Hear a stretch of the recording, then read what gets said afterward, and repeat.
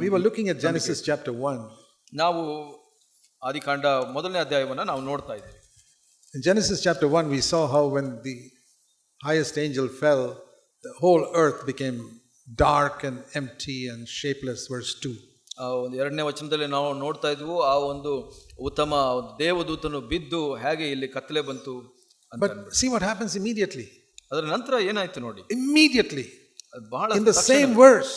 ಅದೇ ಒಂದು ವಚನದಲ್ಲಿ immediately the Holy Spirit begins to move. ದೇವರ ಆತ್ಮನು ಜಲಸಮೂಹವಾಗಿ ಚಲಿಸುತ್ತಿತ್ತು ಅಂತ. And God begins to speak. Verse 3. ಮೂರನೇ ವಚನದಲ್ಲಿ ನಾವು ನೋಡ್ತೀವಿ ದೇವರು ಮಾತನಾಡ್ತಾರೆ. That's the word of God. ಅದು ದೇವರ ವಾಕ್ಯ. Let there be light. ಬೆಳಕಾಗಲಿ. So two things. ಇಲ್ಲಿ ಎರಡು ವಿಷಯ. The Holy Spirit begins to move. ಪವಿತ್ರಾತ್ಮನು ಚಲಿಸುತ್ತಿದ್ದನು. And the word of God went forth. ದೇವರ ವಾಕ್ಯವು ಮುಂದೆ ಹೋಯಿತು.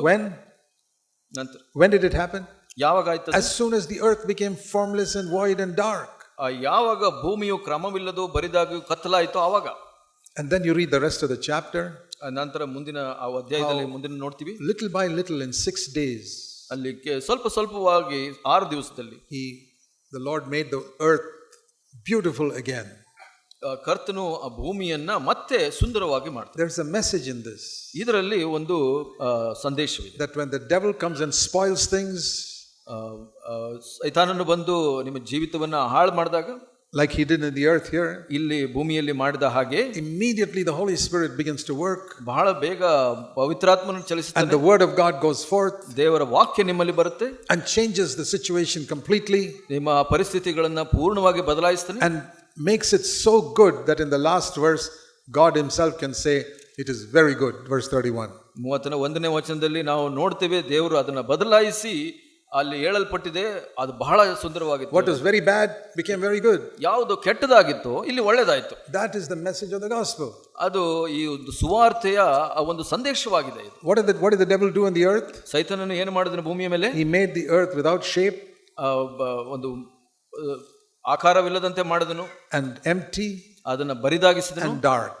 ಮತ್ತೆ ಕತ್ತಲು ಮಾಡಿದನು. And maybe that's what's happened to your life. ನಿಮ್ಮ ಜೀವಿತದಲ್ಲೂ ಕೂಡ ಹಾಗೆ ಆಗಿರಬಹುದು. You lost the image of God. ದೇವರ ಒಂದು ಸಾರೂಪ್ಯವನ್ನು ಕಳ್ಕೊಂಡ್ಬಿಟ್ಟಿದ್ದೀರಾ. Your life is empty. ನಿಮ್ಮ ಜೀವಿತ ಬರಿದಾಗಿರಬೇಕು. Dark. ಮತ್ತು ಕತ್ತಲಾಗಿರಬಹುದು. That's verse 2 describing your life.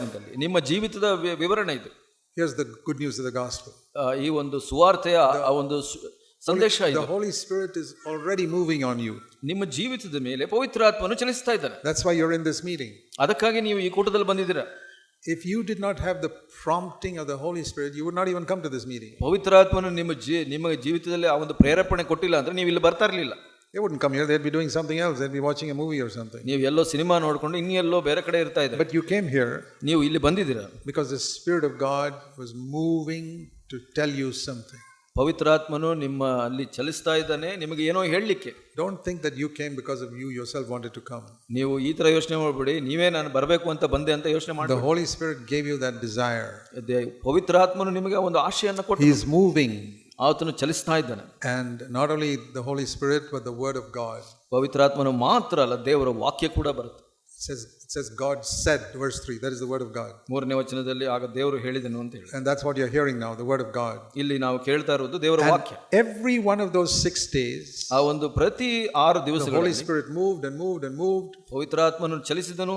And every day God said something. ಪ್ರತಿ ದಿವಸ ದೇವರು ಏನೋ ಒಂದು ಹೇಳಿದನು. Verse 6, God said. ಮತ್ತೆ 6ನೇ ವಚನದಲ್ಲಿ ದೇವರು ಹೇಳಿದನು. Third day, verse 9, God said. ಮೂರನೇ ದಿವಸ ಕರ್ತನು ಹೇಳಿದ ದೇವರು ಹೇಳಿದನು. Fourth day, verse 14, God said. ನಾಲ್ಕನೇ ದಿವಸ 14ನೇ ವಚನದಲ್ಲಿ ದೇವರು ಹೇಳಿದನು. Fifth day, verse 20, God said. 20ನೇ ವಚನದಲ್ಲಿ ನಾವು ನೋಡ್ತೀವಿ 5ನೇ ದಿವಸ ದೇವರು ಮಾತಾಡಿದನು. Sixth day, verse 24, God said. 24ನೇ ವಚನದಲ್ಲಿ 6ನೇ ದಿವಸ ದೇವರು ಮಾತಾಡಿದನು. And again, verse 26, God said. ನಂತರ 26ರಲ್ಲಿ ನಾವು ನೋಡ್ತೀವಿ ದೇವರು ಹೇಳಿದನು. You see how many times God said 7 times. ಇಲ್ಲಿ 7 ಸಲ ಹೇಳುತ್ತೆ ದೇವರು ಹೇಳಿದನು ದೇವರು ಹೇಳಿದನು ದೇವರು ಹೇಳಿದನು. That means we should receive the word of God every day. ಅದರ ಅರ್ಥ ಏನು ಅಂದ್ರೆ ಪ್ರತಿ ದಿವಸ ದೇವರ ವಾಕ್ಯವನ್ನು ನಾವು ಸ್ವೀಕರಿಸಬೇಕು. You know what is the message in the first page of the Bible? ಮೊದಲನೇ ಪುಟದಲ್ಲಿ ದೇವರ ವಾಕ್ಯದಲ್ಲಿ ಏನು ಗೊತ್ತಾ ಸಂದೇಶ? God wants to speak his word every day.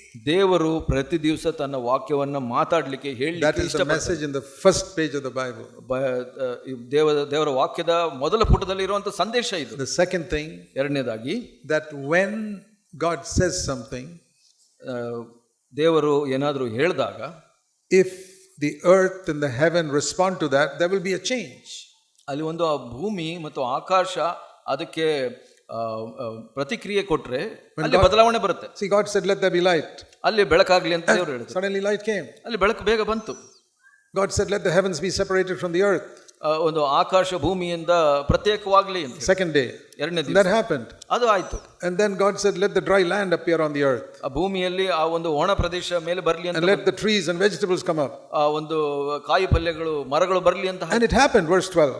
12ನೇ ವಚನದಲ್ಲಿ ನಾವು ನೋಡ್ತೀವಿ ಅದಾಯ್ತು. And then God said, let there be a sun, moon in the earth, in the heavens. ಅಲ್ಲಿ ಆಕಾಶದಲ್ಲಿ ಆಕಾಶ ಮಂಡಲದಲ್ಲಿ ಚಂದ್ರ ಸೂರ್ಯರು ಬರಲಿ. And it happened, verse 16. 16ನೇ ವಚನದಲ್ಲಿ ಅದಾಯ್ತು. And the next day God said, let there be a lot of fish and birds, verse 20.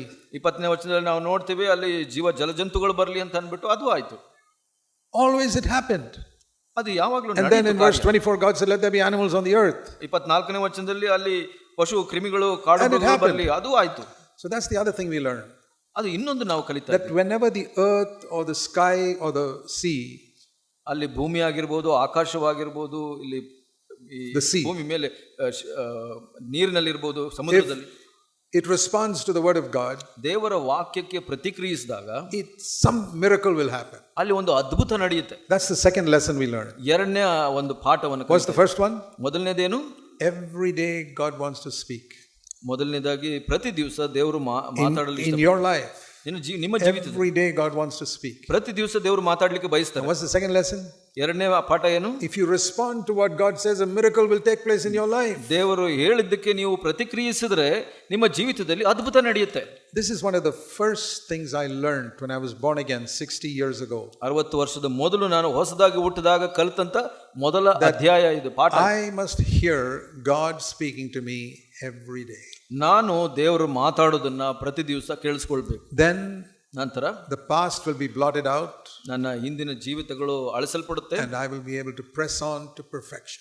ನಾನು ಮುಂದಿನ ಕಾರ್ಯಗಳಲ್ಲಿ ಮುನ್ನಡೆಯಲು ಸಹಾಯವಾಗುತ್ತೆ. And I praise the Lord for that. ಅದಕ್ಕಾಗಿ ನಾನು ದೇವರಿಗೆ ಸ್ತೋತ್ರ ಮಾಡ್ತೀನಿ.